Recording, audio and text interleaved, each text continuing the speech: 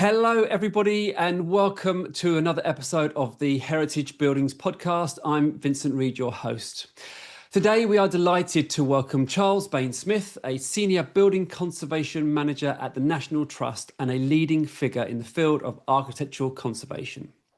Charles is a RIBA chartered architect and an SCA accredited conservation specialist with a distinguished career spanning both public and private sectors. His work has ranged from hands-on restoration and consultancy at the highest level. Charles's passion for safeguarding our built heritage is matched by his commitment to sharing knowledge and supporting the next generation of conservation professionals. So, Charles, it's an absolute pleasure to welcome you on the podcast. It's great to be here. Thank you, Vincent. Oh, no, my pleasure. So, where did it all start?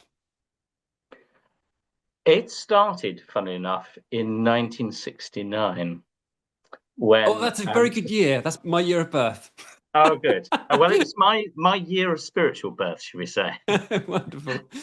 Because I lived in a kind of idyllic English green, village on a green near Sittingbourne, little place called Robersham Green then. And there was a windmill at the end of an 18th century tower mill at the end of the village green. And the local landowner decided to demolish it and build houses. And the day that the mill was demolished, it was quite dramatic, actually. They demolished it. It was a very, very tough structure. And what they did was pile a whole load of joists inside it and set light to these joists and to kind of burn out the timbers inside the structure and then take it down. So it was kind of dramatic because the thing sort of turned into a giant chimney. And the entire village turned out to watch this spectacle. And it absolutely horrified me. As a 3-year-old boy, I was so angry and upset about it. I even challenged, this is my first act of conservation. The next day, I challenged the landlord's wife in the village shop and said, "Why did you demolish the windmill?" And my mother was very embarrassed and said, "Do be quiet and carry on that." But actually, I'm rather proud of myself at looking back in it, because I've asked, I've often thought about that windmill and sort of thought, well, it was actually a very kind of, it wasn't a very far-sighted thing to do, to be honest, because I think that the 18th century cottages and the mill itself, had it been restored back in 1969 instead of demolished, actually the real estate would have been worth much more than the 2 bungalows that were built in its place. Plus, I think that it kind of also did something else. It actually removed part of the identity of the village. And I remember being very conscious of that. We had the windmill on our school caps in the village school. So that's really where it all started, Vincent. Well, that is absolutely the earliest, for sure. Anybody said that they've been inspired. That's incredible. So do you really think that, I mean, that obviously you at 3, you loved the windmill because it was a windmill. So you were very upset about that, but you probably didn't quite understand the history and why that should not be being taken down and why it should be being conserved and restored. But that's stayed with you, and that was a seed that was planted at that very early age. Yes, and in a way, I'm reflecting when you say that, because I think I still, if I'm honest, I still don't understand why. And in some ways, when something has become, when something has lost its use, I mean, the mill had ceased to work since before the Second World War. It was no longer, and the cottages were empty. When something is no longer has a use, I mean, normally we kind of look to the future and build something appropriate for. So, I mean, I think it's still, in a way, I still don't understand. And I actually quite like that.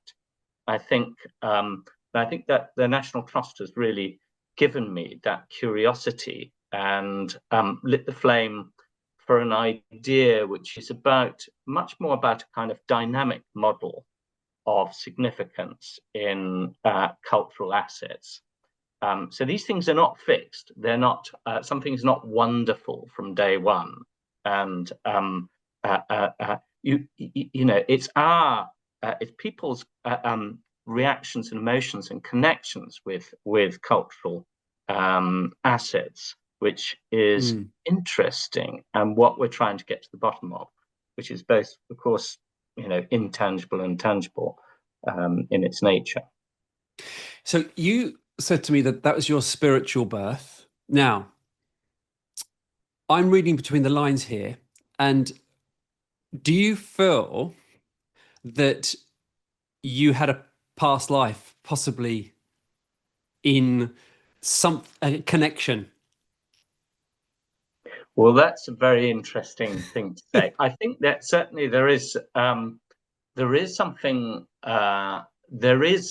I'm quite pleased I used that word, actually, because I think there is a mystery and mystery in the traditional sense, in that this requires knowledge in order to be able to understand something exactly that is very difficult to put into a little pot. But one of the other things I do, and I'm very proud of, is I am the chairman of the trustees of the Chillingham Wild Cattle Association. How lovely. Yeah, it's an enormous privilege. And in many ways, you see, this is Europe's last indigenous purebred wild cattle. And they reside in a park up in Northumberland. And the reason I got involved with them is because they spoke to me. They said, well, we're a nuisance to you. We're sort of bugging you, and we're a long way away, and we've got lots of problems. But you can't leave us, So I followed that connection, and in its logical conclusion, I accepted. I became a trustee, and then I accepted the role of chair. So there was something sort of. It was almost like all the cattle that had ever lived in that place, and that place was speaking out to me, saying, "No, you can't leave us alone. You've got to be involved. You've got to do your part." Yes, there's something. I'm with you with this, and a few times when I remember planing some oak. It was very, very old oak, and I was planing on a woodworking bench. And I had the strangest feeling of the connection to the past. I think, if I remember rightly, I felt that it was connected with the ship.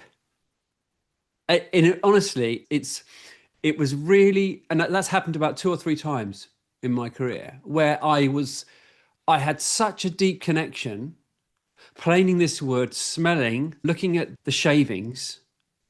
And I said to myself then, oh, that's very strange. I wonder if I've been here before. I know we're getting quite deep already at the start of this podcast, but you can't dismiss things like that, can you? Well, you can't, and there's definitely a connection, which is vastly important. And I remember a similar moment, Vincent, back when I'm going back and forth in my life, but when I was, I think, 17, and I was invited to go up and have a look at Durham University, and they were terribly nice and really, really wonderful place. And I spent the sort of dusk hours wandering through the great cathedral, absolute masterpiece of Romanesque design, if design is the right word there, by the way. We might come back to that. But if you know Durham Cathedral, it has these, instead of a Gothic cathedral, which has clusters of columns, it has these great, massive drums going through the nave. And each one of these drums in northern fashion is chiseled with different spiral designs, crisscross designs, and so on. And in the half light of the dusk, back in those mid-1980s in that cathedral, I ran my hands along the grooves of those great columns, and I was struck that I was feeling the work that a mason had made, back in 1100 and whatever. And there was something pouring out of the stone. And I wasn't sort of particularly looking for this, but I realized that, well, actually, this is some sort of love that is pouring out of the stone. Because if a mason wants to make a stone in this shape, they can't do it with hatred. They actually have to do it with a love of the material, of what their process and how they are using their body to transform a piece of the earth into a piece of architecture, which is describing space and programming space. And actually, this one stone, massive though it is only one of 40, 50 in this great drum. And thinking about the time that's involved in producing not just one entire drum column, but the entire colonnade through the nave and the transepts and so on, realizing the enormity of it, realizing that the love that one individual mason, that several masons, that a gang of masons had put into this building hadn't diminished in the least, despite the pre-Reformation paints being scraped off and many changes and damages to it. Actually, this love was still pouring out of the building. And I think another thing woke me up then, that I want to be part of this, sort of everlasting, enduring, permanent process of producing what I think was, very good in human beings, and is a great celebration of human effort. Yeah. So you, from a young age, you had a clear path. You had quite a clear vision, what you wanted to do, and maybe not necessarily where you wanted to go, but you had a really good understanding of the field you wanted to work in. Is that correct? Well, yeah. I mean, I realized that, if we take Durham and Rodmersham Windmill, it takes an awful lot of time to build a cathedral, and very little time to destroy a windmill. Very little time to destroy a cathedral if you were in revolutionary France. A lot of great cathedrals were destroyed, and plan was to replace them with palaces of reason. And I think my first reaction to that was, well, okay, so I need to be involved in keeping these things going. So I mended stuff for decades. And I think what the National Trust gave me was a new, it woke up that old curiosity. Well, okay, so Charles, you've been mending stuff for all these decades. Why have you been doing it? And that question was really, and I say I have rich answers, but I don't have a definite answer, because I think that is actually quite a dynamic. The reasons are quite dynamic, and they don't belong to me. They belong to the people of the world, people of my village, the world, and people who haven't been born yet. And I really feel that that I have a kind of sense of duty and job to do in connecting with that. Yeah. So your early career, which companies did you work for? How did you sort of start out in this area? Yeah. Originally, of course, I worked for English Heritage in the old, before it was split into Historic England and English Heritage back in London in the 1980s. That was your first position. That was my first position, and wonderful architect, very patient, inspiring man called Peter Watts. he said to me, I said, what am I going to be doing on the first day? And he said, oh, we've got this huge Gothic church in Teddington, and you're going to do, it's in terrible order, but don't worry, you're going to do the working drawings for this project in your year with us. And by the end of the year, you'll have produced all the working drawings and the tender package for it. I thought, oh, that sounds very exciting. I have no idea what I'm doing. But it was an amazing year, very good mentor. And actually, Peter's mentorship has awoken another side of me, the need to, in later careers, sort of need to mentor others and and I think actually in doing that, one sort of, one enriches one's ideas, because emerging talent has an awful lot to teach grey-haired people like myself, and we have an awful lot to give back, and that's part of in a way part of what I was feeling in the masonry drums of Durham Cathedral all those years ago, because that's not possible without that process. So were you a trainee architect, or had you qualified at this stage with English Heritage? Yeah, I was a trainee. So you do your Bachelor of Arts, and you go and do a year in a practice. Mine was a bit unusual because it was conservation, but that's what I wanted to do.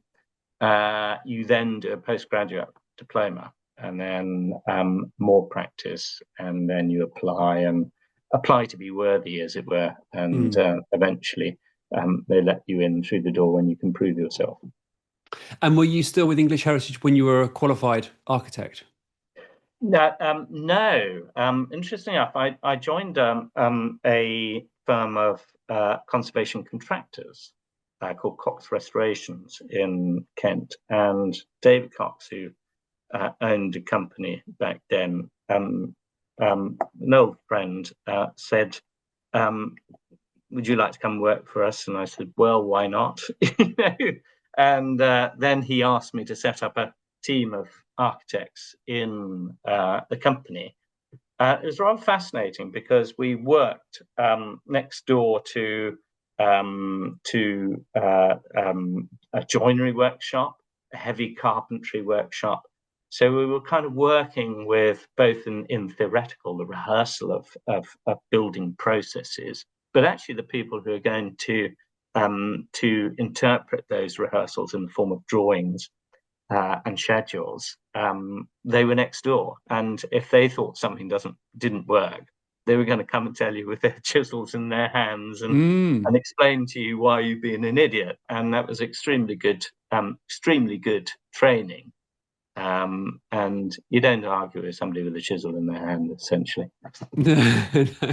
That was great to have that literally next door, because sometimes you can get bogged down with the theory and there's not enough of the practical side, and you need both.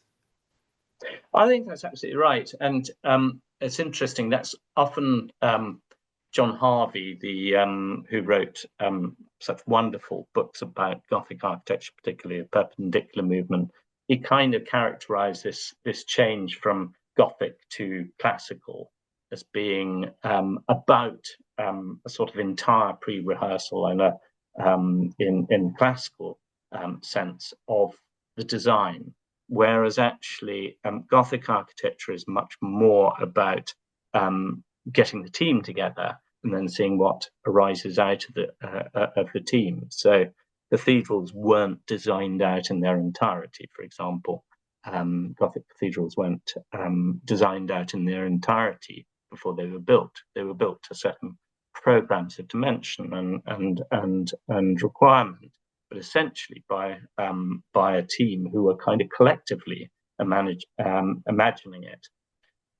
And I think that in some ways, actually, you do, by having kind of one author and a whole lot of sub-authors, as in classical architecture, and actually as in modernist signature architecture to an extent, there are advantages in it, in that you can get everything to sort of hum perfectly together in theory, but there are disadvantages in that there's a kind of dissonance between the craftsman and the programmer of those crafts and the kind of the author of the design. And I think that's, I think in some ways that's a bit of a pity. I was listening to Heatherwick Studios talking about this on the radio the other day, saying exactly the same thing, and I think it's actually absolutely right. Yeah, we seem to have come away from, I think I was reading, listened to a podcast about Wren, and just before his time, it was common practice for the craftsman, the lead craftsman on project, to have a very senior role in decision making, and it was only over a period of time that architects started to have more of a say. And now it seems to be that the craftsmen and the people that are actually doing the hands-on work have been slowly sort of removed from the process way too much, because they're the ones that really understand if a building's going to stand up. And it was interesting that they had, back in Wren's time, the master mason was just such a highly respected and a decision maker alongside an architect. And and it seems to have, the balance seems to have shifted too far the other way, in my opinion. Yes, no, I think in some ways we've lost things. I mean, a wonderful building like Hardwick Hall, architectural historians have always tried to say, oh, it's Robert Smithson, or he was the designer. But I don't believe that is really the case. I think that Bess of Hardwick was just as much a co-designer of that building, as well as clearly it's the most incredible, for its time, display of the glazier's craft as well. So, and we know that there were great craftsmen who worked on that building, and what they produced was something which is actually sort of quite different to a European idea of classicism. It's a villa as a building, but it has a very kind of English dramatic profile that you won't find in one of Palladio's villas in the Veneto. It has, it's almost like a Norman castle in its massing, and it gives you that kind of defensive skyline. But it also has this sort of delight that you can see through the building in daylight. And I always imagine that building sort of full of candles lit up on the hill that it stands on, like a kind of lantern that that you could sort of flip this very solid looking building into something very lacy over. So really quite extraordinarily imaginative building that doesn't fit the kind of standard European classical framework. But actually, I think it is that the magic created in that building is down to the craftsmen who worked alongside that kind of sponsor of the project, Bess of Hardwick. Yes, yeah. So what type of projects were you working on when you were working with Cox Restoration?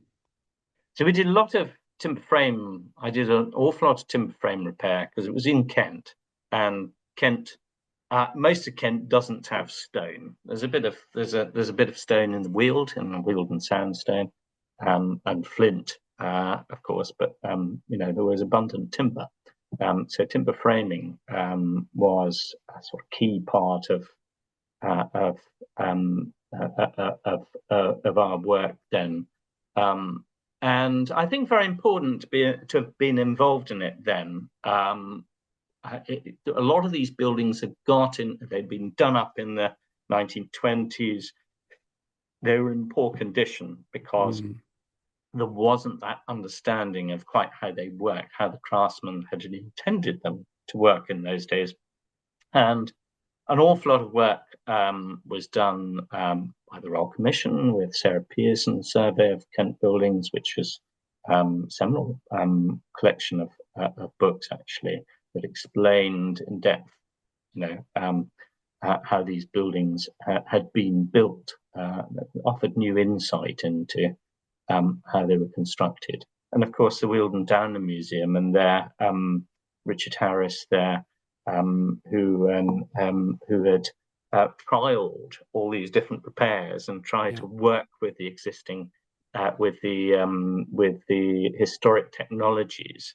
And actually, there'd been a passage of time at that stage, and you could go and see how well those repairs had fared, and so on. So it was quite, it was really an interesting time to be working with that, and I haven't really forgotten those lessons I learned there.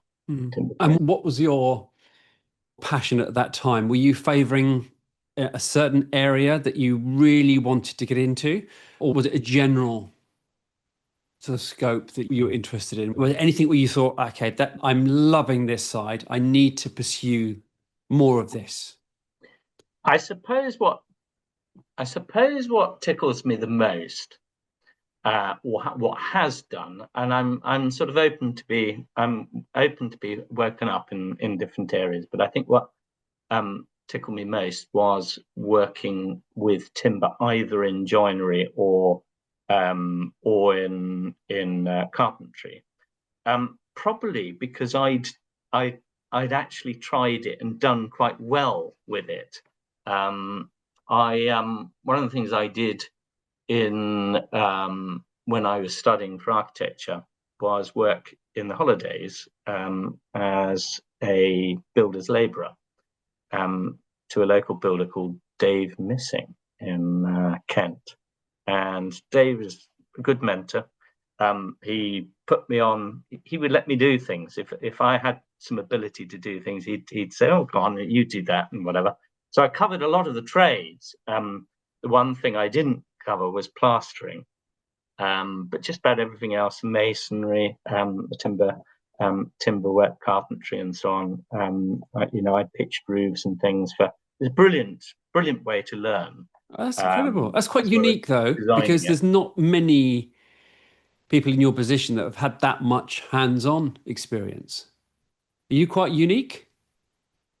I'm definitely not. I keep meeting people who enjoy this, and I think it's sort of, I think probably had I blown my trumpet about this at the time, people would have said, "Well, you're not very focused, are you? Why why you should be going the standard path and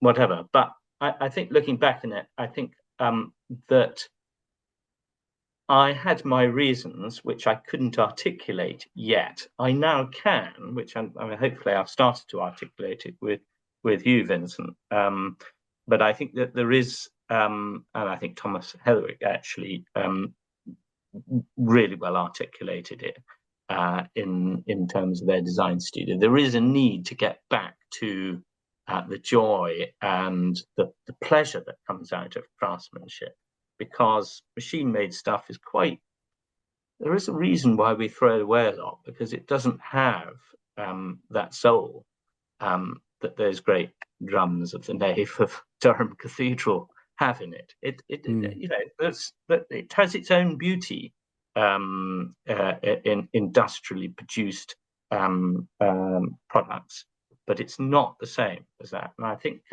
that getting back to that and having a better connection between our buildings and the people that inhabit it is quite essential. It's kind of a society thing. We need to find ways to knit people together, to work together better. Because humans are actually herd animals like those cattle I was talking about, and we function better as a herd. Oh, definitely. Yeah. We've lost. That's why it's so sad when we used to have much more of a community. We worked within a community, and that's really sort of dissipated, hasn't it, over the years? Quite rapidly over the last 50 years. That's really reduced. It hasn't. I think we forget that there is potential to connect far better now than we've ever connected before. Yeah, of course. And social media, the internet, AI, they're all used in the right way, so long as we don't treat them like gods, and we treat them as a tool that humans are going to use in the way that we used our stone chisels and our trowels in the past.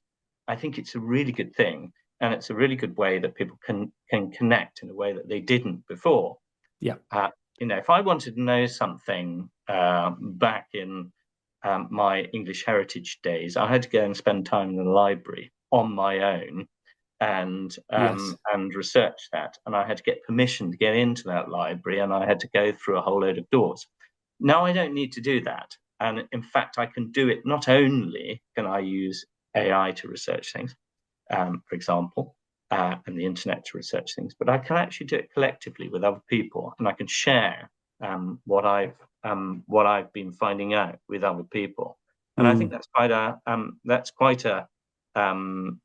a positive move. I dislike intensely the way that these things have been abused, and the way that they've been used to divide people and stop people getting on in society. But it doesn't need to be like that. It's just a tool.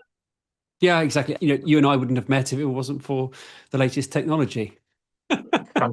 That's absolutely true, Vincent. And yeah, point very well made. Yeah. So, where did you, once you left Cox Restoration, where were you heading? Well, there was it was interesting because there was a problem with working in a kind of three-legged race, if you like, with both design and construction at the same time. Because what you often got was lots of construction going on that didn't need much design, and lots of design was going on that didn't have any construction. So the two things didn't actually perfectly fall in line with each other. Which, if only I'd, I think the solution would have been, well, why don't I do a bit of carpentry instead at that point? But I didn't work that out at that time, and actually nowadays I would probably have done that. So starting my own practice with some like-minded friends seemed like a good idea. And in fact, we did a lot of work with Cox's in that practice. So I started a practice with friends, and I remember we were swimming in the sea in Deal in October. And we said, well, if we worked for somewhere ideal, what would it be like? And we sort of dreamt out this practice of where we'd like to work. And I turned around to my chum and said, so why don't we start it then? Why don't we just form a practice like this? And nobody had a reason why we weren't going to do it. So we did it. And what was that called? So that was called Cymer Architects. Right. And now, so when you had that conversation in the sea, what was it that you collectively agreed on and wanted that was possibly going to be different from the other competition? Yeah, interesting enough, it was all about how we worked as a team together, and how we respected each other's ideas, and how we used the best of each other and our different skills, which I don't think was really happening in architectural practices. It might have been happening in London, but it wasn't happening in Kent at that time. There were you used to get really this was before the internet was of any assistance, and before most of the drawing was manual. CAD had started to come in, we were using it, but it was quite an analog way of, we were really using it as a kind of repeatable drawing technique, if you like, more than its full potential in terms of generative design as you would now. So what you tended to have in the practices were lots of recently qualified people, very intelligent, very well schooled, and all the rest of it, doing door schedules and being worn out in the process, and then got rid of at the drop of a hat because there was some kink in the economy that meant that there was no work coming through the door. So we wanted to remove ourselves from that kind of model and actually work more collectively and look after each other, I suppose, in a way. And I think it was a good move. What was that like, the first sort of couple of years? That was scary. Was it? I mean, it always seems an exciting thing starting a business, but you end up doing. I mean, it's more than one job. You end up, Of course. you end up doing so many different jobs, and then you have to work out what are all the jobs that you're doing, and you have to, you have to program it out and so on. So it was quite scary, and bills come in, you've got to pay them, and you've got to find a way of paying yourself. But architects are imaginative. That's the thing which tends to link them all, imaginative in different ways, and we've found our ways of doing it. And interestingly, the way where we seem to make great strides forward was where we were thinking about other people apart from ourselves within the practice, thinking about how people developed professionally within the cohort. So we did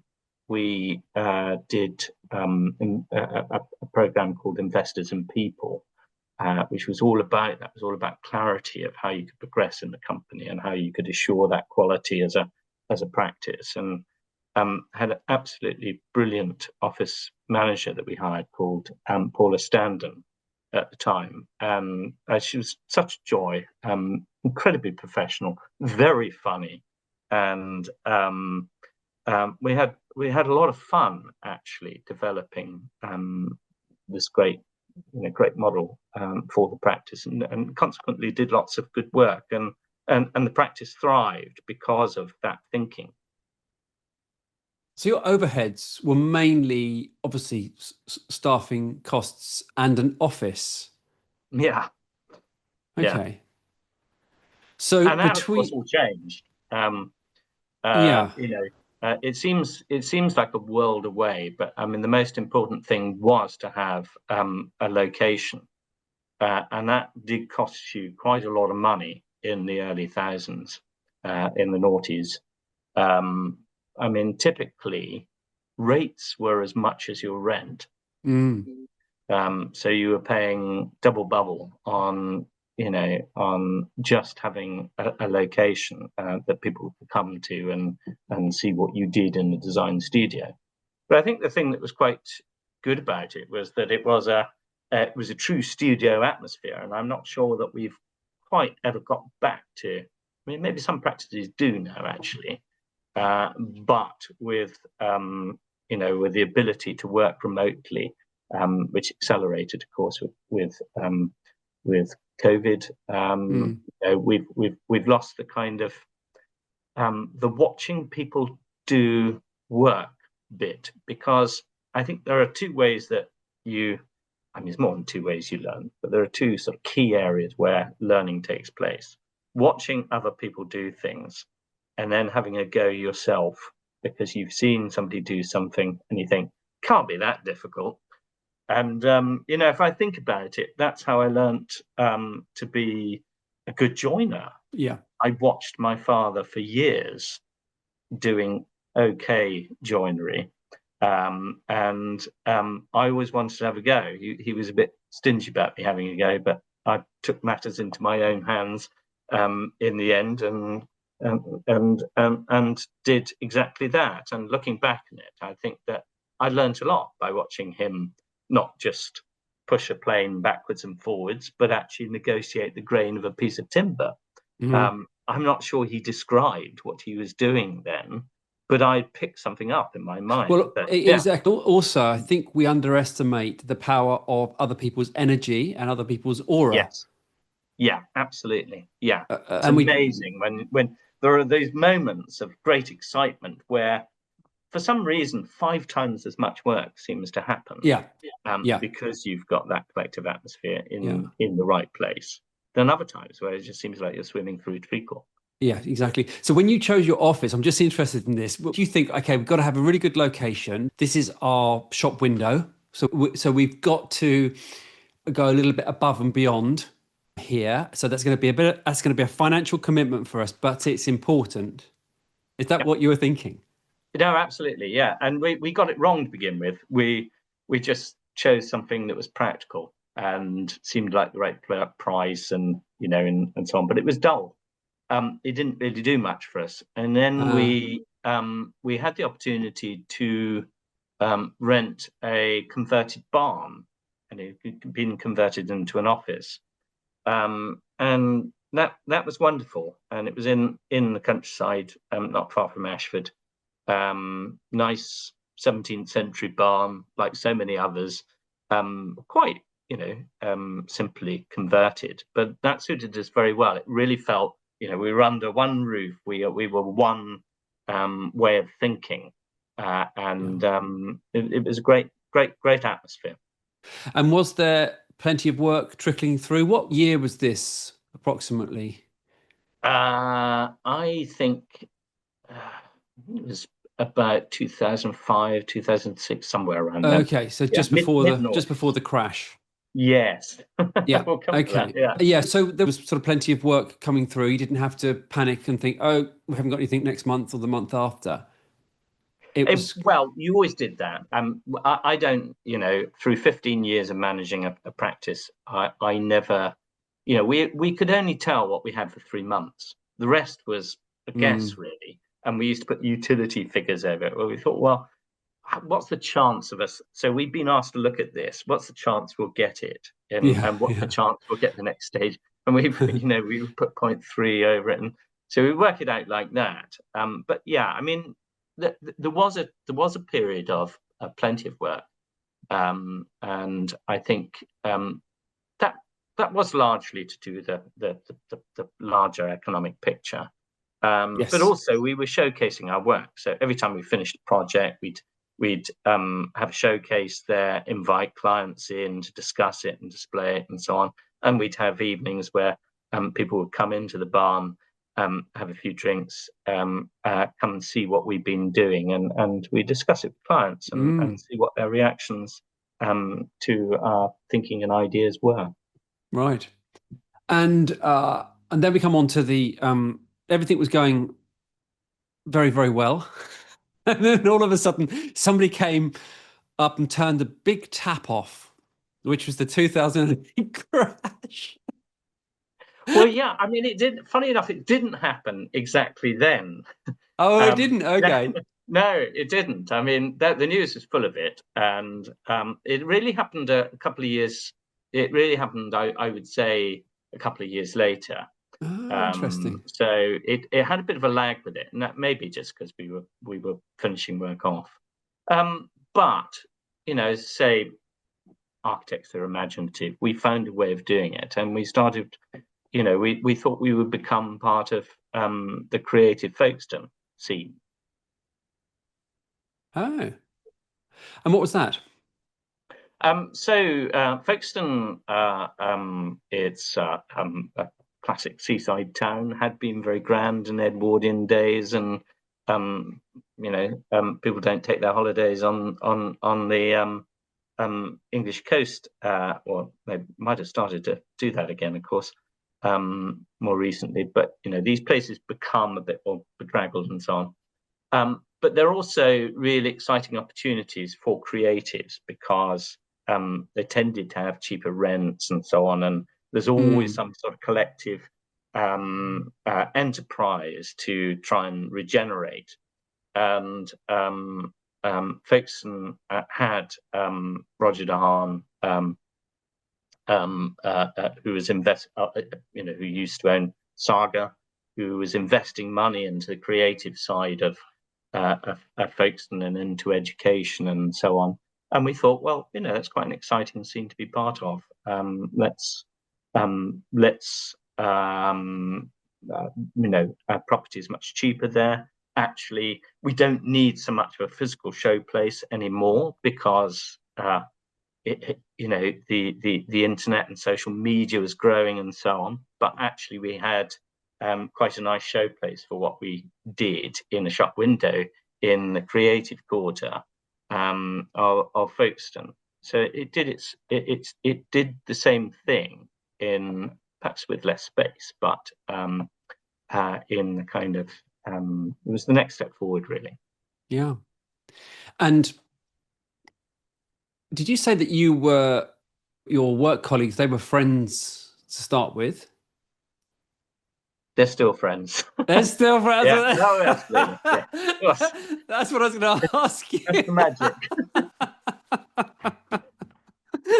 Yeah. There was a pause there. There was a silence. Yeah, I haven't fallen out with any. The architectural industry is way too small to fall out with people. Yeah. That's funny. That's very funny. That sounds fantastic. That sounds ideal, and that sounds like a really, a bold decision. But at least you had a team. There was a team of you, and so it wasn't quite as scary as doing something on your own. No, I think that's right. Yeah. No, it in a way we carried on.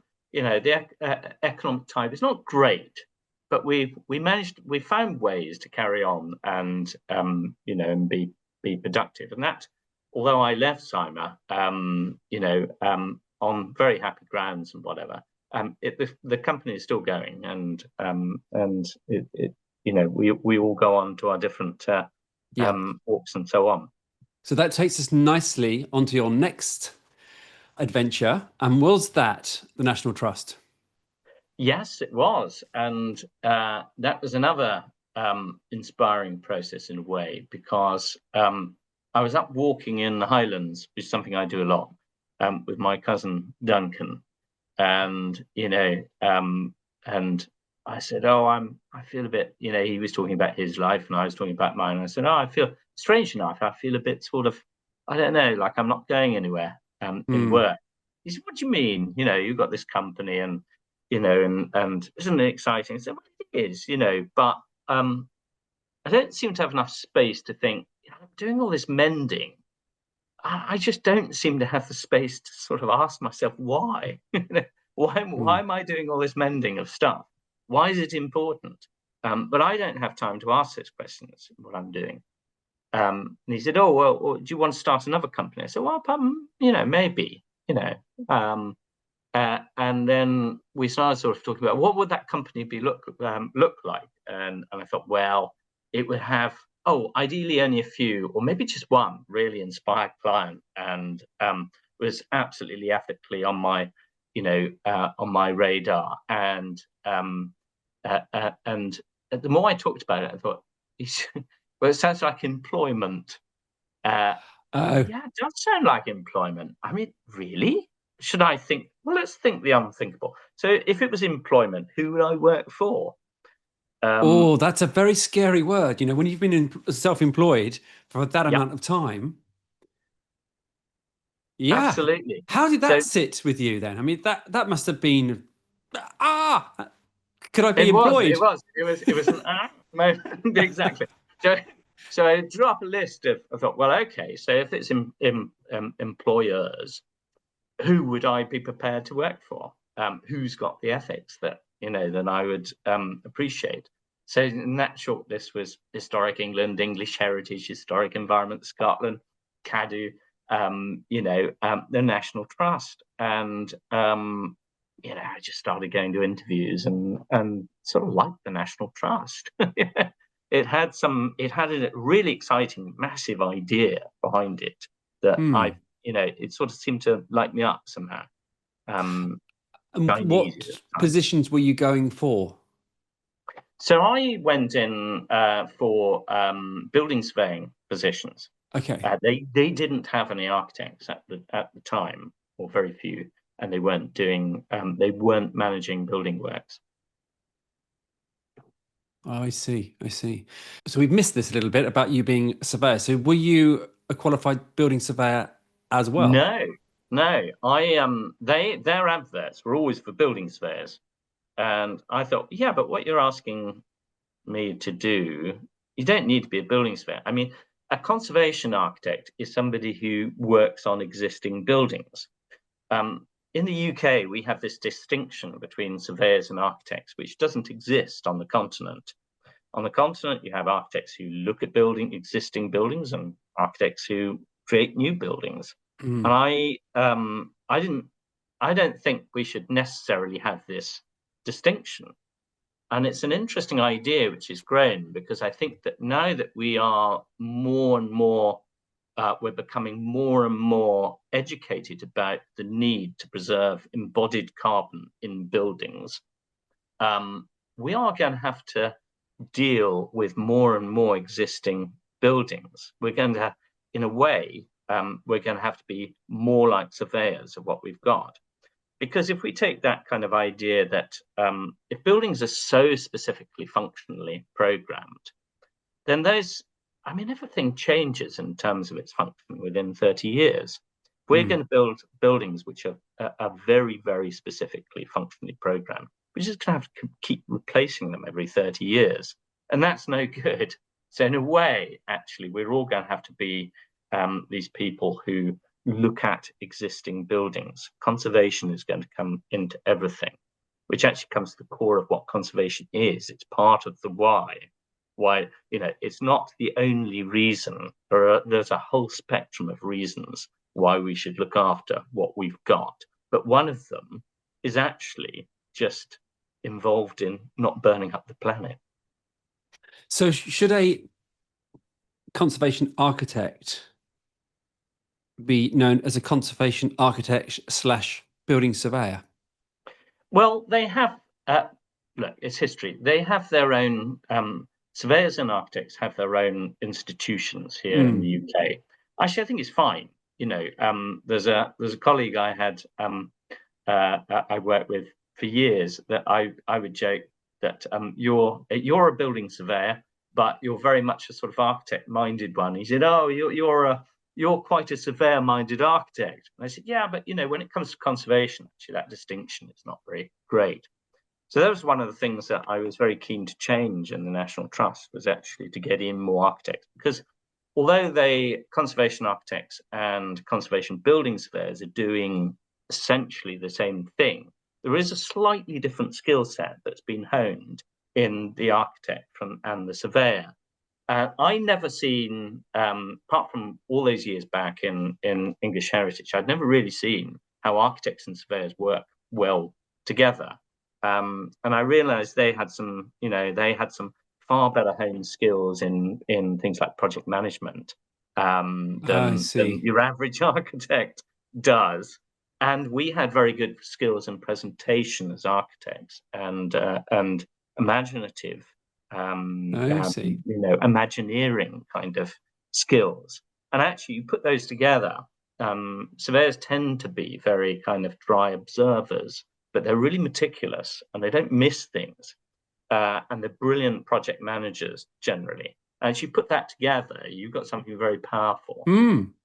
So that was something I was very keen, and we shifted, in the National Trust. A lot more architects came to work there. So just going back to your interview, the National Trust interview, where you finally got offered the position and you took the position, were you still at that point thinking, I'm not sure if I want to be employed, I'm not sure about all the potential politics that are going to arise? I worked with some really nice people at CIMA, and I never thought, oh golly, that's just going to be, they're going to be horrified. I knew we'd work it out. So I wasn't worried about that. Actually, I was really excited to work for the National Trust, and I think that the National Trust is a very special organisation like that. It's 130 years old. Its sort of founding principle to make cultural assets available in perpetuity for everyone. It's just a fantastic thing which has not got stale. It's a really, really exciting idea. And I think we all, it feels like a privilege to go and work there. Yes. And because of what it contains. I mean, the other day, I lay down under the apple tree that Isaac Newton supposedly had his inspiration about gravitational forces on. Wow. I mean, what an organisation is that, Yes. that Yeah. looks after those kind of assets. And it really, it really excited me that it wasn't just buildings. We look after herds of beasts, like I do up at Yes, Chillingham. I'm loving that. I We could look talk to after you for gardens. a good time about that because I'm very interested in that. Another So, podcast. Yeah, yeah, exactly, absolutely. exactly. Oh, yeah, no, bring it on. Yeah, What absolutely. Yeah. what was your first position with the National Trust? So as a senior building surveyor, Right. and these things are always baptisms of fire. You suddenly say, "All right," they were very kind. They said, "Oh,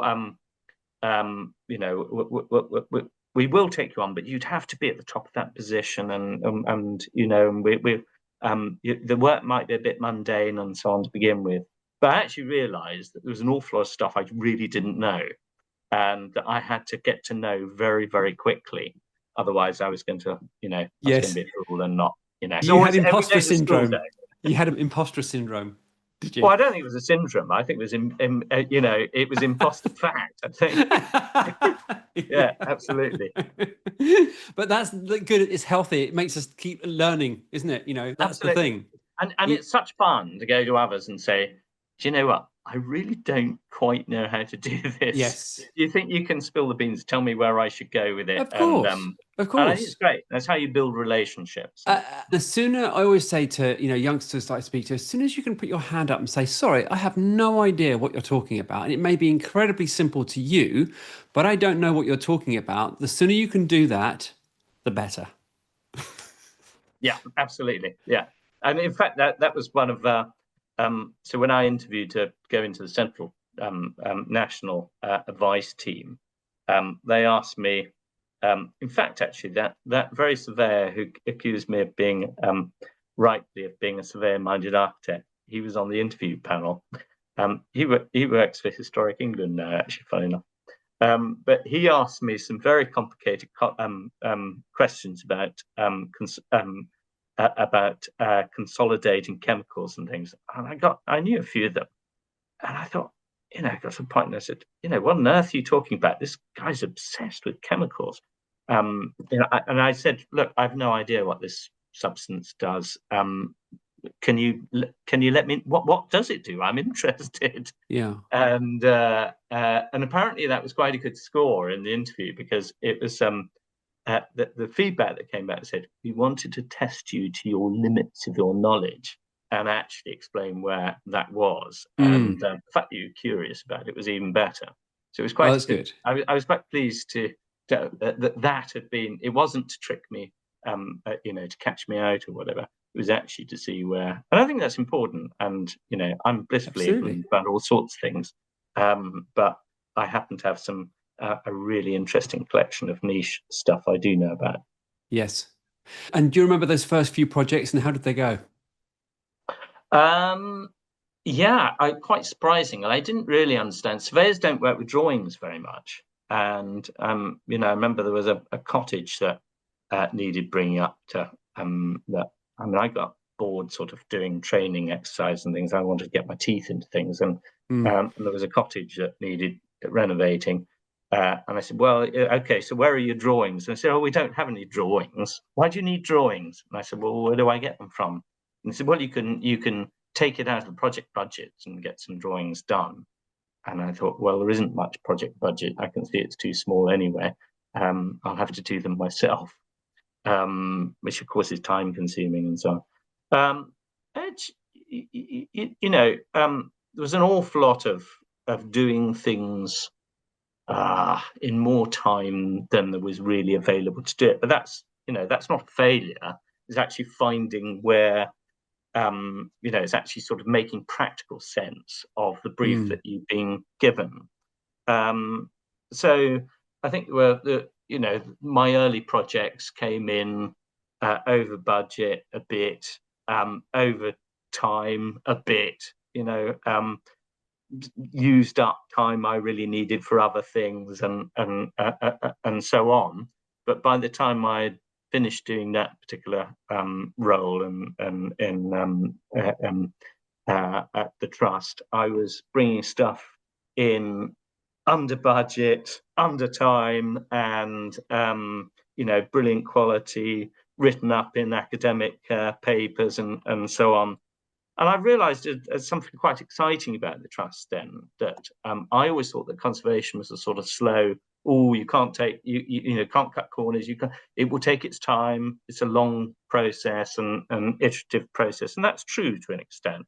But actually, if you get all the stakeholders working towards the same vision, and you collect them together in the right way, you can actually do conservation at considerable pace and considerable quality, and actually share that experience with other people. And that was something I hadn't really experienced until working for the National Trust. Yeah. Plus, it's got to be commercially viable, hasn't it? Because otherwise, you have to have budgets for these things. So they're not going to pay for themselves when these buildings eventually open to the public or something like that. So yeah, absolutely. I mean, at the beginning of my career, I worked for a great institution that told people what buildings were important. It was the government's agency for doing that. It handed out grants on what it considered were important improvements for historic buildings, the ones that it determined itself. It was a very kind of top-down view of conservation. And I think things like the National Lottery really changed that, because it showed the public kind of voted with their feet in terms of where they wanted to invest. And I think that the National Trust is a brilliant model in terms of it's almost entirely self-supporting. But that actually is done through its membership, which are the supporters. So it's kind of, there's nearly 6 million members of the National Trust, all supporting in their membership the work of the trust. So it's very much it's very much a much more democratic model of conservation. But it's important to remember that this stuff costs money. It's all finance injected into these areas of interest, which are not. We talked a little bit about climate change, but it's also, some people go and see these sites because they just simply find them beautiful. It's an aesthetic response. Some people go because of historic narrative. And I think the trust is really amazing in that it kind of allows people to engage with both the aesthetics and that historic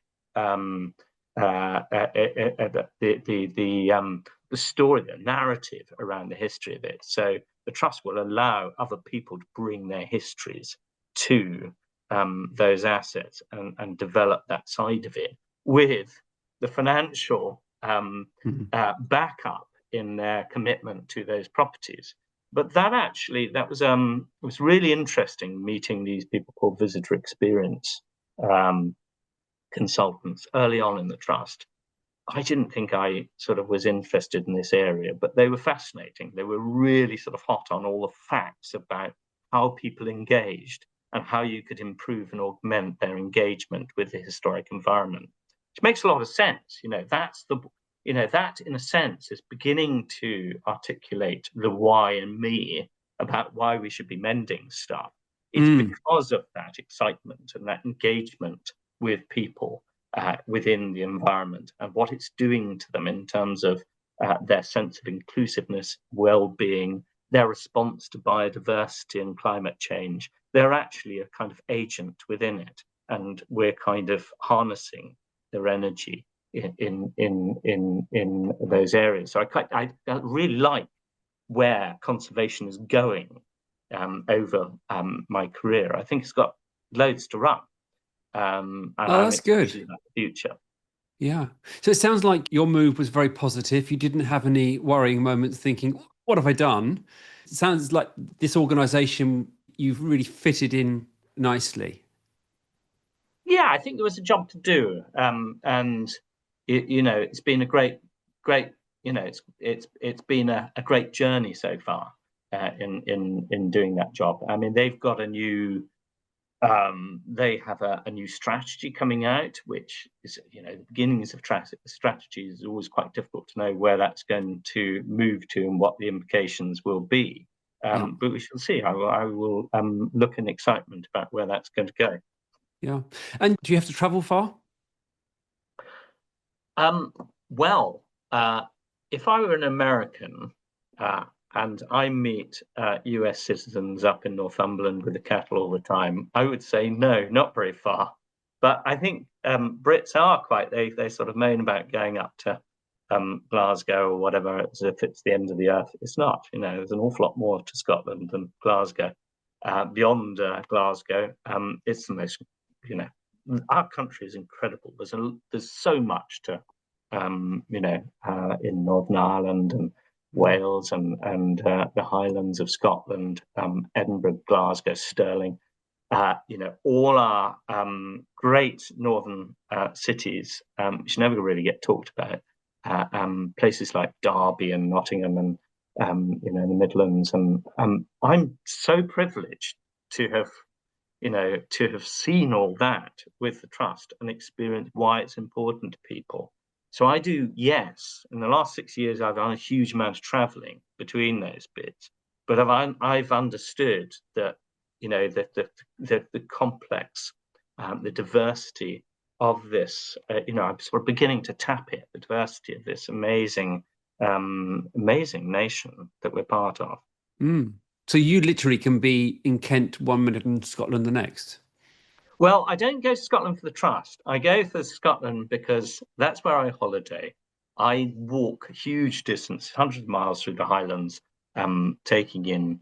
I'm great. I've got Scottish roots in me, and it's a great pleasure to do that. The National Trust is there is a National Trust for Scotland, but the National Trust is England, Wales, and Northern Ireland. Yes. So those are the areas I cover. But yeah, I could be in Cornwall 1 week, and I could be in Durham the next. Now, there's probably quite a few that you could list. If you were to say one or two, let's say two projects that you could really, the standout projects that were a pleasure to work on, intriguing, it had everything, what would it be? Well, I think it was fascinating to work at Sissinghurst. Sissinghurst, if you know, is famous for its gardens created by Harold Nicholson and Vita Sackville-West. But they took on a derelict 16th century mansion that was partly in ruins, partly demolished, partly in ruins. And their idea was to sort of complete this broken symbol of Britain's golden age, so-called, with a garden, to sort of mend it with a garden. And it's a deeply evocative site. It had been one of the reasons for the castle's or the house's destruction was that it was used in the 7 Years' War as a prisoner of war camp for French prisoners. Oh, was it? I didn't know that. Yeah, that's interesting. And there's a sort of feeling they're still there in a funny way because they scratch things into the walls, and the garden is a kind of response to all these things, and it became a workhouse after that. And I think a lot of the brick of the building ended up in the rubber good roads that was crushed to make the roads across the Weald of Kent. But I think what was so wonderful about that was the sheer number of people that it engaged, from head gardener to the VE people and the very practical visitor experience team, the curators, conservators. We had to decant all the collections and things from one bit of the major conservation work that we did on the tower. It was an absolutely amazing project because of all the people that it engaged with, the stakeholders and so on. Plus, it had this kind of Millennium Dome, deadline to it, because properties are interesting. They're kind of like great shows, and what happens in Sissinghurst in March is, the gardening world descends with its television cameras and so on, and great things are talked about on in the media. So there are very fixed times when these things can be completed by. So having to complete these deadlines is quite fascinating, but it works so intricately well. I love the project, and it stood up well, and it also has sort of future life. It fed in other. I think there was a nice piece in James Kenton did on Vita's writing room, which was a kind of legacy project of that. He did on Treasures of the National Trust, or whatever it is, on television. Yeah. Wonderful. Yeah. And any other projects that come to mind? Yes, I was going to remember. I was thinking back to my Cyma days. There was a medieval house called Yardhurst, typical Wealdon Hall house in a way, which is one of these sort of early buildings where you've got three sections of the building, but the medieval carpenters developed a way of roofing these three different bits into one uniting roof. It's kind of sort of, in a way, it's sort of instance of rather than that sort of laying down playing card type of early medieval architectures, is where sort of you start sort of, well, how do you put that into a whole as a neat package? And the Wealdon Hall House is this very neat form of southern hall house that gets reproduced in a way in its various varieties across. And there's a great example of this at the Wealdon Downham Museum called Bayleaf Farmhouse. But my client was an Argentinian archaeologist and philanthropist. And his brief to me was, I want to make this house Yardhurst all medieval again. I thought, what on earth do you mean by that? So I took him, I said, look, what are you doing over the weekend? He said, oh, not much particularly. And I said, can I take you to the Wealdon Downham Museum? Yeah, what am I going to see there? And I said, well, we're going to see lots of old buildings and all taken back to how they were in medieval times. And we went to go and see Bayleaf Farmhouse. And I said, oh, this is very similar to your house that you want me to work on. It's very similar to this similar house building. Let's go and have a look at it. And he looked, as he was going up the front path, he looked a little bit horrified, and he said, there's no glass in the windows. And I said, no, I mean, domestic glass wasn't really heard of in 1465 or whatever. No, we wouldn't have glass. And then he came in, and there was and he said, what is this bonfire in the middle of the floor? And I said, oh, that's the heating system. And he looked worried. He was looking very worried at this moment. And then I said, you wait till you've seen the ensuite upstairs. And I took him up the little stairs, and there's a sort of hole in the wall. There's a leather flap over a hole in the wall. And then there's a kind of a plank of oak with a hole cut in the middle of it, where you go and do your business in medieval times. And I said, here's the ensuite bathroom. And he said, I think we'll have a few modern things. I think we'll have glass. I think we'll have and he started to put in to describe, well, what he meant by but it was a wonderful project to work on, because it suffered all those kind of problematic things that people did in the 1960s and the 1970s to oak frame buildings, such as putting concrete blocks in between the studs. Putting softwood in where it was supposed to be, not really addressing the structure of the building, letting the rock get in, and so on. And in order not to make this thing look sort of new and so it had been renovated, keeping its spirit alive was kind of, it had to be a really imaginative process. So we invented all sorts of wonderful things with people like the Morton Partnership, who were always sort of brilliant Abbas contractor there working with me, a fantastic structural engineer. He would have an idea and say, oh no, that I don't like that idea. Can we sort of look at that again? It's too uniform. Or couldn't we do it like this? And he was always sort of very humble and would say, do you know what? I hadn't thought of it like that. That looks like a really good idea. And we did all sorts of wonderful things, like, because when you start to intervene in a building, it's a bit like dentistry. You're always going to cut stuff out. And the trick is to find methods that are going to cut as little out as possible. So things like the roof timbers, which look perfectly right from underneath, but when you go and look over the top of it, you realize they're covered in death watch beetle and really quite springy and so on. Instead of just actually renewing those timbers, there are ways of strengthening them with counterboarding, for example, which is what we did there. And that keeps the shape of their deflection, but actually adds sort of strength back into the building. So it was full of lovely things like that. And I remember another a couple of moments we found actually that in picking the building a little bit, you have to pick the building apart a bit to do timber frame repairs, to actually disassemble stuff and get new material in and to get it to work mechanically. But the fascinating thing is that it had various sort of infills. There was concrete block, there was brickwork, there was lath and plaster, and there was the original medieval door walls with a shelter coat of hairy plaster over it.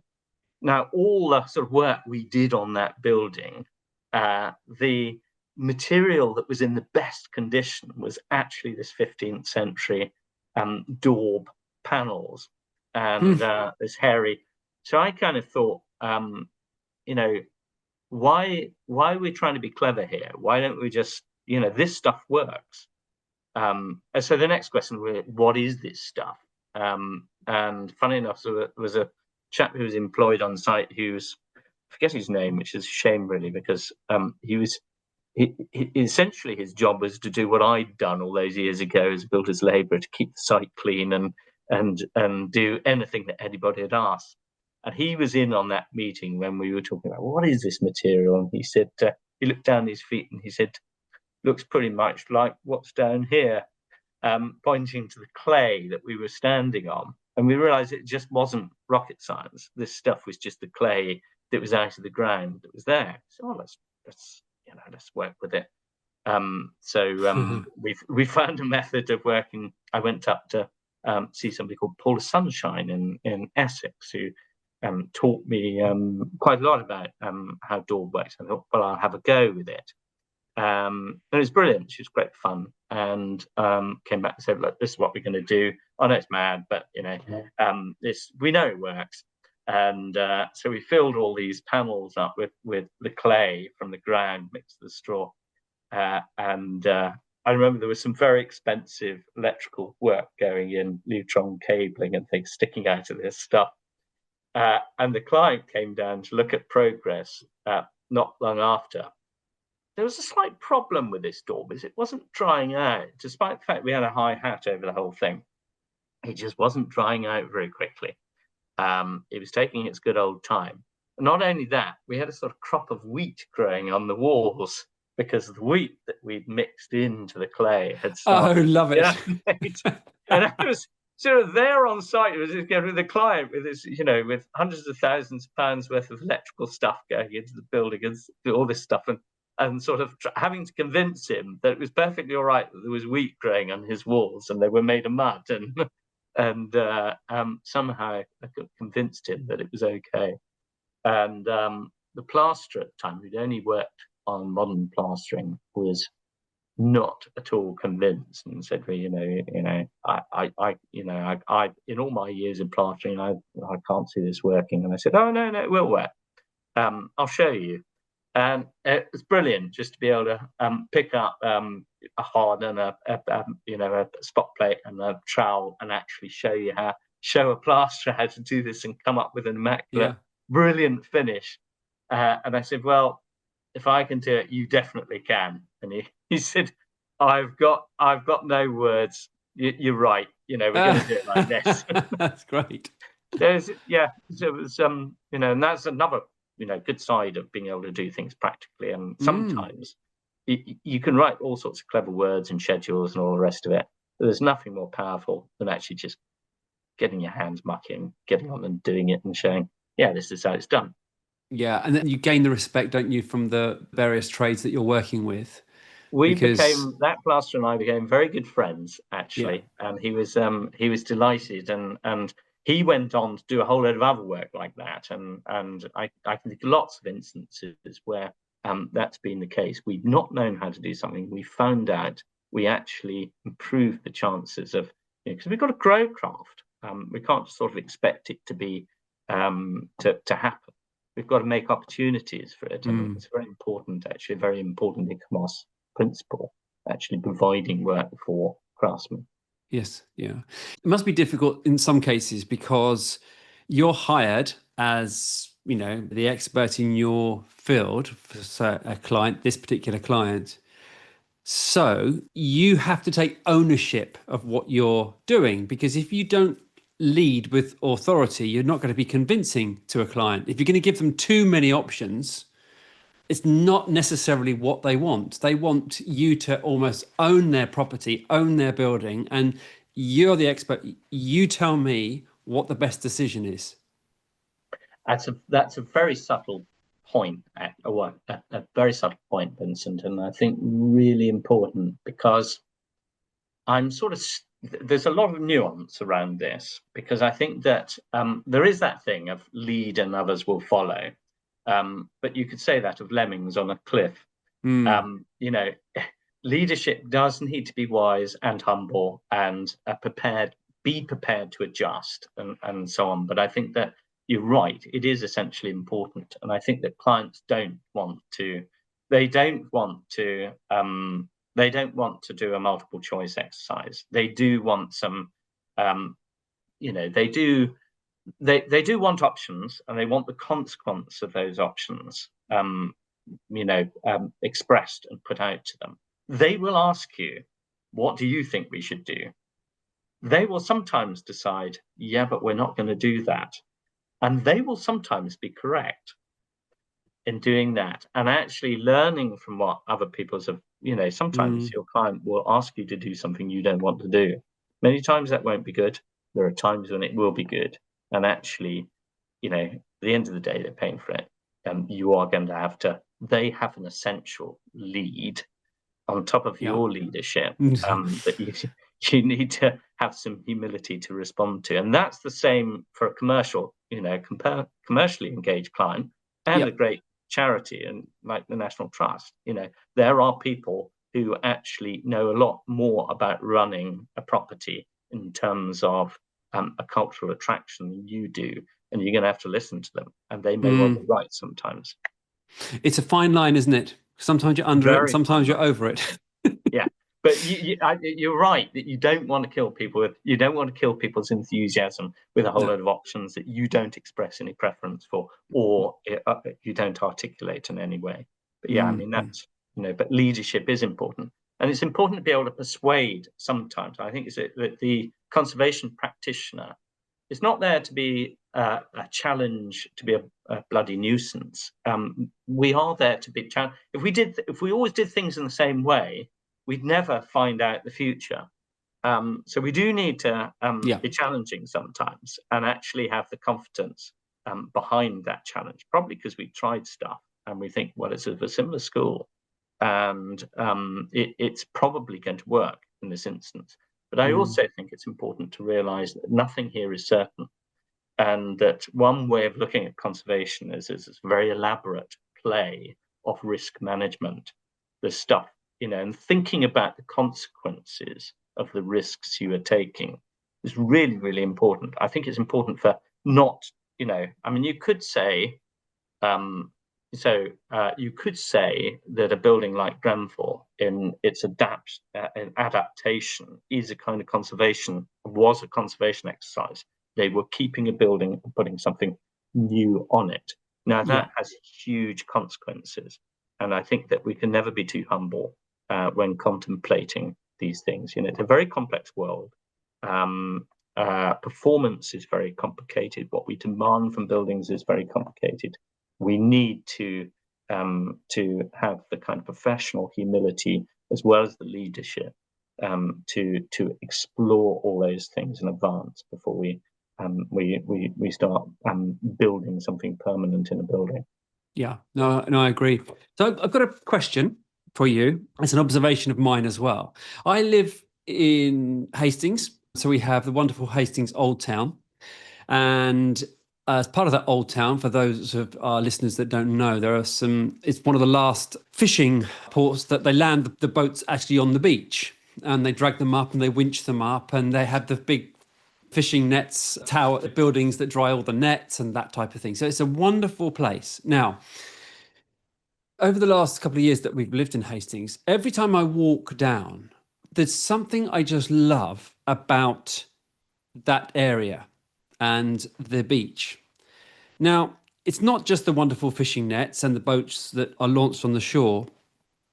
It's the tattiness of the whole place, the untidiness and the chaos of that whole beach, which I absolutely love.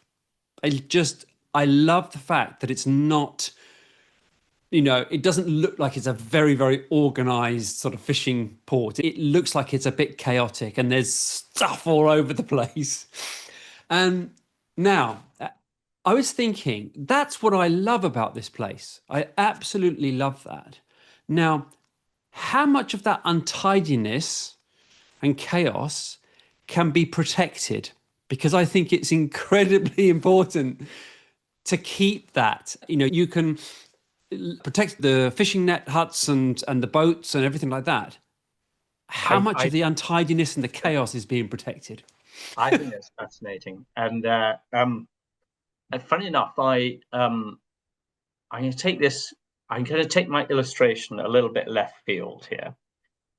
So a couple of years ago, I walked the entire length of the Outer Hebrides. If you haven't done it, do it some stage. It's absolutely wonderful. And when you go to a different place, a different environment that's kind of very different from where you live, you are always struck by. It's like whenever you go abroad or whatever, you're always struck by the differences. Oh, the roads don't have potholes. There's a regular bus or whatever it is. You're always or the coffee is so much better here or whatever it is. And one of the things I thought was really interesting about the Outer Hebrides is that they're now linked by a road that wasn't there before. It was a European-funded road, I think, that takes you through all the islands where you don't have to take a ferry, where they've got causeways and so on. And being a Scots road, it is. I mean, Scots are the civil engineers. They're this beautifully engineered. They're really, really well made roads, and my God, they get some harsh conditions there. I can tell you, everything is chucked at the Outer Hebrides. And there was a building compound for this. I came across in this wonderful landscape of salty lochans and marshes and absolutely stunning, beautiful, wonderful landscape full of flowers and so on. So there's a civil engineering depot about to do some road work. And I looked at it with great satisfaction. It was kind of a mess, like you were talking about. It was a mess in the landscape, but it was a very purposeful mess. Everything was very well organized in this site. And it clearly looked like it was going to me, it expressed an idea that, well, this is a bit of the future. This is here because it's making certain processes happen in these islands, which are necessary for the islands. And I came across a new word. I sort of invented a new word, which is not mess, but ness, as in it's a necessary mess. Oh, lovely. Yeah. So then, coming back to your to Hastings, I love Hastings, and I think you described it so well in terms of what's essential in its, what's the ness of Hastings. And I think it is, if you're going to pull boats off the shore, there's going to be grease, there are going to be sleepers, there are going to be bits of rope, there are going to be stuff that gets abraded, and there's going to be, drums of diesel for capstans and whatever it is. And when it's kind of lined up for the future to to make those processes that we love, and it's part of the ebb and flow of a seaside town, beautifully described by Dickens, actually, about Folkestone.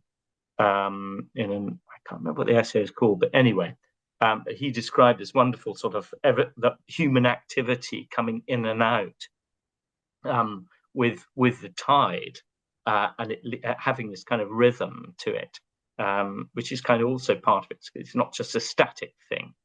But of course, that was expressed in in picturesque paintings of the 19th century in seaside towns. You'll always find this ness, this sort of dog sniffing around a coil of rope and a broken capstan that nobody knows quite know whether they'll repair in the future. We might do, might not, or whatever.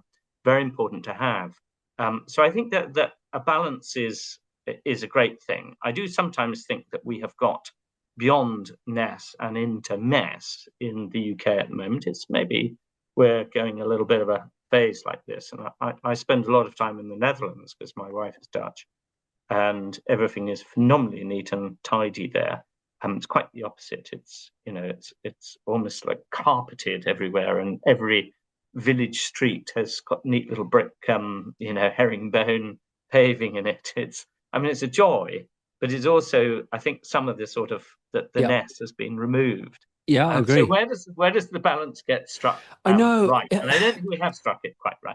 I think we either clean stuff up so much that it's over gentrified. I don't really like that word, but that's the point, because all these seaside towns, it happened to Brighton. They are getting gentrified. People are moving out of the city, and then they're smarting them up. And my worry for Hastings is that somebody will look and say, well, we know that the nets are protected. We know that that's fine. However, all of the other stuff that makes that beach, let's smarten it up. And that's my worry. Spirit of place, isn't it? And I think another really nice illustration of that is, with all the great intentions, as the pier in Hastings. I remember it when it was it had bits of old advertisements nailed in it to keep the rain out, and sort of sharp halfpennies and things like that in it. There was a whole load of ness of the time, I suppose, going on there. And when there was the fire and it was put back, and a great piece of conservation, really, actually maintaining the pier rather than letting it go. It became this sort of rather more sort of pure, bit of an intellectual idea on one level, that it would. It's a means of getting out into the sea and being able to experience what you can't quite on the land. We don't need all the clutter and the mess. And I think it lost something by not allowing that to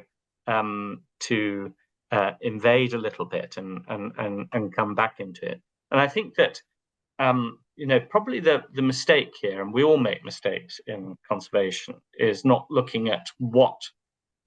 Not one particular idea, but a more kind of dynamic and global idea of the significance of that site could have been. So not everyone would have liked those bits of old advertisement boards tacked over holes that, in the shop halfpennies and so on. But there will be a small proportion of people who do. And actually, is it necessary to clear all that away, or clear away all the potential for that to happen? Probably the answer is very subjective, isn't it? That's the thing. Yeah. So I think it does. You have the environment and you have supporters in a kind of two hemispheres, if you like, and those supporters will be interested in different things. Some will want to know stories, as you were starting to tell. There's an amazing man who works on the repair shop who just repairs one-armed bandits. I can't remember what he's called, but he's fascinating in the stories. These one-armed bandits, if you're not into them, they all look the same to me. But it's the stories that he tells about these things, which I think are just so evocative. So some people will be interested in those histories, and it's not, he brings his own histories to those machines, which I think is wonderful. And some people will be, will just want to contemplate the vastness of the sea, and have a sort of pure intellectual aesthetic response to it. And I think that's great too. Other people just want to go there to meet people. They just want to be there with other people and share gossip, or share, download, or decompress, and so on. And what we should be doing when we're looking at the spiritual places is the capacity for all that to happen, and actually more.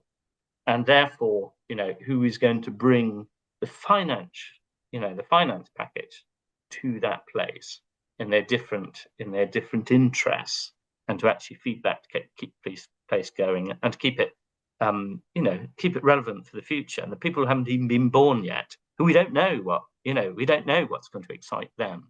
But if we cut all that off, we cut off all that potential for that to happen, and we only give it to the interests of one group of people. I know that's not doing our society a great service, I don't think. Because if you walk on the beach, for instance, in Hastings and around where they're selling the fish, if you could go back 50 years and that's almost unchanged, where else could you go in this country where that can happen? That's what's so important about it. I'm probably maybe in the minority when I walk past there and think, I love the tattiness. I love the smell, as you say, of the grease and the oil and the fish. I love this, but I'm just worried that's going to not be around when my daughter, who's 10 now, is in her 20s. So I was thinking, how can we protect this? So I need to speak to my friends at Historic England and see what... I think it is about keeping that financial potential for, stuff costs money. It's allowing that economic potential to thrive. I mean, there are places in the UK where this stuff is not under threat. I mentioned the Outer Hebrides, because it's expensive to take stuff off those islands. Stuff tends to remain there. So there's some amazing World War II aeroplane wrecks and things. Just nobody's taken away because it's not worth doing it. And what tends to happen is, so you've got this kind of area where you've got ancient burial grounds. People bury their buildings, but they also take their old agricultural equipment. So there's you'll find beaches that have got old tractors kind of sinking into the sand, and ploughs and so on. And it's an amazing kind of palimpsest of the lives of people on those islands, and how their forbearance, and what they've, how they've had to to make this work for them. And it's still there. And it's I think it'd be quite sad if that were all cleared up. It's an essential part of it, as much as the beautiful flowers that come from the Mercure, where the kelp is drawn off the beaches and onto the land. It produces this extraordinary fertility. It's all part of it. And it shouldn't be cleaned up. It won't be there. I'm quite sure of it.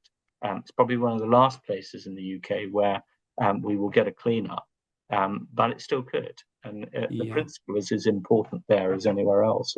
It's very important in Hastings. No, good. No, thank you for that. It was just, as we were speaking earlier, I was thinking about this, and it's just an interesting subject. We're nearly at the end, Charles. Now, what advice would you give to a 20-year-old Charles now, who is aspiring to get into conservation architect and historic buildings? Yeah, I think that different times require different responses. But I think that the thing that I don't think has changed very much is that idea of having a go and getting your hands stuck in and doing, actually finding how this works practically. Because even if you're not very practical, you will still explore the principles of what you're doing. I think that's really important. I think the other thing is that there's a kind of, I think at the beginning of my career, I think it was a different time, there was an idea of status that actually people who were the equivalent of me in those days had sort of status. just because they were older. And one had a kind of feeling of lack of status being a young person coming into this. And I remember people saying, oh, a little knowledge is a dangerous thing. And I now kind of always rejected that idea.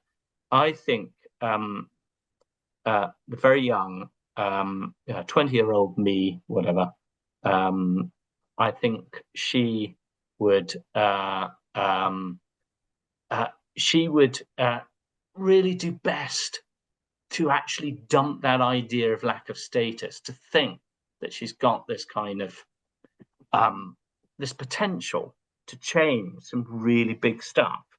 And there's a need to engage with all generations and all levels of experience and fight to get in there. If you're, she's rejected, she should be insistent and make sure that she's in the meetings and taking part and so on, and reminding that she has a great thing to contribute, and actually that there's an exchange which happens between emerging talent and experience.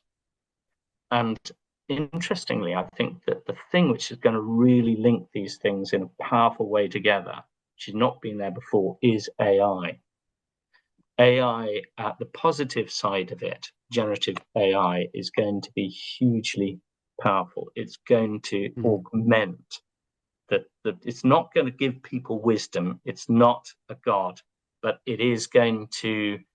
It's going to make the tedious, repetitive work way more efficient, so that the imaginative, brain-devoted work is going to do the kind of the hydraulic work. Yeah, I agree. Yeah, there's a lot of negative press about AI. I'm very interested in AI, and I'm sort of my spare time, when I do have some spare time, I'm studying AI. And just because I want to understand what's going to happen in the next couple of years. It's a very fast progressing world that we're going into with AI. But I agree with you that if we can use AI to cut down all that sort of mundane type of work that we're so busy doing and not doing our job. We're so busy doing all that mundane stuff that can be automated. If that could be freed up so we could then study and educate and teach, then that's a positive. Well, one of the most popular sites for the young is apparently Bletchley Park. Oh, and I think that's brilliant, because Bletchley Park is kind of really famous for being the hub where the Enigma code was solved. And if you look back to what that team was and how they did it, they were a very diverse bunch of people, some of them very young, who wouldn't have been at the time society's typical favourite choice of to put in a position of responsibility. They used a new technology, and they used the diversity of their minds to create a kind of hive that was way more powerful than all the bombs and all the torpedoes and all the U-boat fleets of the Atlantic could possibly, put together. Isn't that an extraordinary thing? Yeah. And I think, I think it's really quite humbling when you think about how that changed the consequences of an enormous global conflict. And that was because actually great minds don't think alike. Yeah. Yeah, exactly. They think differently, but it's how let's not fight over that. Let's work out why that's brilliant and join it up. And let's take the tedious stuff away. There's nothing noble in doing tedious stuff. No. Let's find the best way of linking that all up, so that we can do the most powerful expression of good, or combat the most powerful expression of evil. Yeah. Now, it sounds like you're very positive about the future of building conservation, which is great because not everybody in this industry is that positive. But it's really good actually to get to feel you seem very positive about the future. And it's a very, very different world that these young trainees are going into. So different from you and I when we started. I mean, it's Yeah, so I mean, the different. past is a mystery, and I mean that in that kind of classical way. And it is something that you need to learn about, and you will develop wisdom from. But the future's the exciting bit. It always was. What's gonna, because Yeah, it's so loaded with potential. Of course, the future is exciting. It's yeah, unfathomable. yeah. No, it's absolutely great. Well, Charles, it's been an absolute pleasure today. I thoroughly enjoyed our conversation. It's been great. Now, where can people find more about you and your work? Well, the National Trust, you can certainly find. I mean, fabulous websites and so on. That's not personally my work. That is everybody's. Yeah, That's the whole of the National Trust achievement. Do go on there, do become a member, so on. You will find me on LinkedIn. I usually link to people who have professional, who have potential to professionally engage with. You can direct message me on LinkedIn. I do like it tends to be quite pleasant. LinkedIn as social media is concerned. yes, People yeah. It's one are of the better making, ones, isn't it? yeah, it's quite positive, isn't it? Yeah. So Yeah. that's fabulous. But I do a lot of stuff for the RIBA in terms of talks and so on. You'll find me there. And you will find links on the CWCA, Chillingham Wild Cattle Association website as well. If Absolutely. I anyone's wasn't going to let you in, miss that. I'm that going to say, greater. what about the cattle? Yes, what about the cattle? Well, they are our most ancient legacy, of course, because they've been here since before we had history. Yeah. So, yeah. No, it's wonderful. So I spoke to you before we started recording, and I was fortunate enough to go above the Queen's Gallery. So we're working at Kensington Palace at the moment, and I came across a plastered wall, and the plaster was incredibly hairy, but the hair was ginger and almost certainly ox hair. Yeah. And it just fascinated me because I thought when this was put here, this was very much a wooded or pasture land, Hyde Park. So, and I thought that would have been sort of wild, maybe not wild, but they would have been closer to what you're trying to protect now with the sort of orange coats and that type So of there thing. would be more of that. That's very poetic, actually. That wilderness, which I think is in the soul of all of us, which you will find up at Chillingham, actually, one of our last bits of wilderness, where beasts were actually hefted. You couldn't drive them away. They're not like domestic animals. They will just bolt and then come back to their hefted grounds. But that is kind of, it's not true wilderness, but it's close to it. It alludes to wilderness, but the idea of wilderness to something that's wild, that is kind of, we really should revere, and we are. You're seeing its kind of dusk in the evidence of that the ginger hair and in the plaster at Kensington Palace. But we're now sort of approaching midnight. If we don't do something about it, we don't find a way to actually allow nature to flourish, that future is going to be more limited. Yeah, I But agree. I think we are finally, I'm very hopeful about that too. I think we are becoming tuned into this. This isn't, and I don't like this becoming politically polarized. I don't think this has got nothing to do with politics in a way. Although I'm told by my political friends that everything is politics. I suppose it is, but actually, I think in all honesty, the idea of wilderness does need to be kept alive in all our minds. and we need it for the health of the planet, so that we have got lots of future to go to. But yeah, Yes. evidence is everywhere, and I think I think again, sort of rather nicely, being humbled is quite a nice thing. I remember walking through parts of the Highlands and bumping into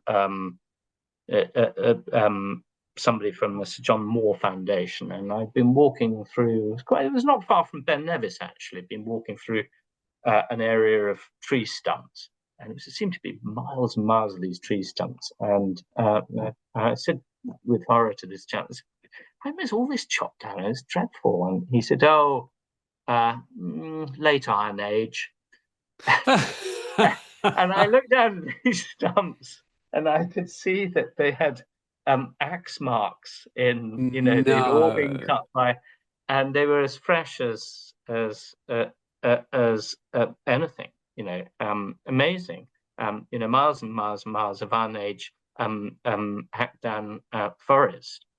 How incredible. If you've ever read the novels of Neil Gunn, you'll realize that these things actually had a really important, even thousands of years later, had a very important function for Highlanders, because the pickled roots of these Baltic pines, Scots pines that are left in the marshes, were used as laths for rolled up, tied together, and used as rafts for the roofs of the crofters' houses. And these carried them on their ponies from A to B, because you could roll out a roof and then turf it overnight. Oh, how fantastic! An amazing thing, and just that detail of there's a whole world in it, and we should be appreciative of these things and be humble to the lives that built what we have today. The welfare we have today is built because of the past of all those people who have created, across the whole country, have contributed to the welfare that we have now. We're standing on the shoulders of giants. Back to Newton again. Yeah, wonderful. So thank you so much for your time. It's much appreciated. And Charles, I will say goodbye, and hopefully we will catch up one day in person on maybe a National Trust site, convention or something like that. It'd be lovely. We definitely will. I can tell we won't shut up. We've got way too much to talk about, Vincent. Exactly. So that's great. Okay, right. Lovely to see you. Good stuff. Okay, thank you. Bye-bye. Bye.